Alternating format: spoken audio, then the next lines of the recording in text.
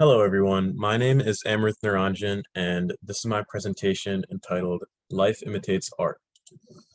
So the working question that I would be looking at is Plainwater by Carson.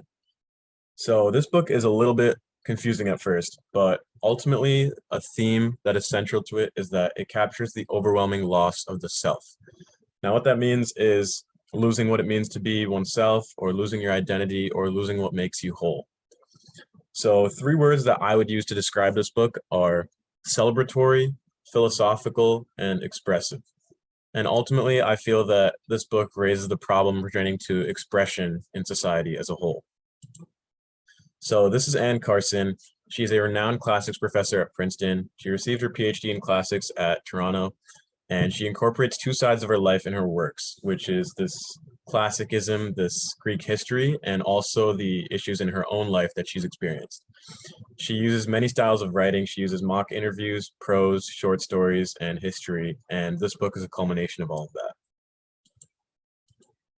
that. These are some reviews from the public about Plainwater.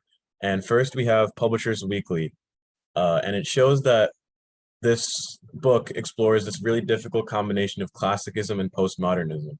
Classicism is the study of Greek history from hundreds to thousands of years ago, while postmodernism is a movement that's really only erupted in the last 70 to 80 years. And it's a spectrum of history, science, and narrative blended into one. In art books, we have this quote that says, "In Anne Carson's work, the self is eaten up by its own movement through time, place, and language." So I'd like to begin with the introduction to a first collection of poems entitled The Mimnermus Interviews, and this is an excerpt from it. Time goes whirling through landscapes and human lives bent on its agenda, endlessly making an end of things. You've seen this vibration of time in Van Gogh, moving inside color energy. It moves with a kind of biological inevitability. And in this excerpt, we have these two main schools of thought. So we have expressionism, which is the distortion of reality in order to express an artist's inner feelings, and that's shown by Van Gogh and Starry Night. And also we have formalism, which is that, the most important aspect of art is form, or how it is made, or how realistic it is. Next, this is part two to the Mimnermus interviews. There's three parts, and this is an excerpt from the second part. And this is the mock interview. So we have, "Secrets save me from dissolving. What do you mean?" "My separate existence down behind the world." So in this entire mock interview, I is Carson, the interviewer, and M is Mimnermus, who is a 7th century BC Greek poet. All of his dialogue is real, and it's translated from Carson, from his writing, and they're all real dialogue.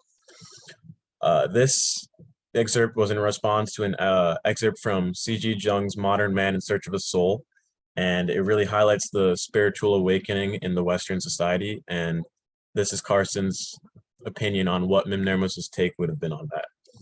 And in the third line, we see the wording of a separate existence, and that could refer to a loss of self entirely and living a fake life. Next, we have this collection of poems entitled Canicula di Anna. "The joy of living is to alter. Her wings gleam and fold shut. Graffiti covers the walls and tombs of the Museo Archeologico.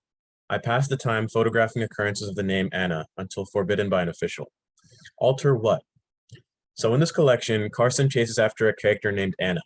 And as we know, Carson's full name is Anne Carson, and there's a connection that could be made that she is essentially chasing after her own historical counterpart. So in this collection, she describes her visit viewing paintings in an art gallery, all these paintings were painted by Perugian, who was a 16th century Italian poet in Perugia, Italy.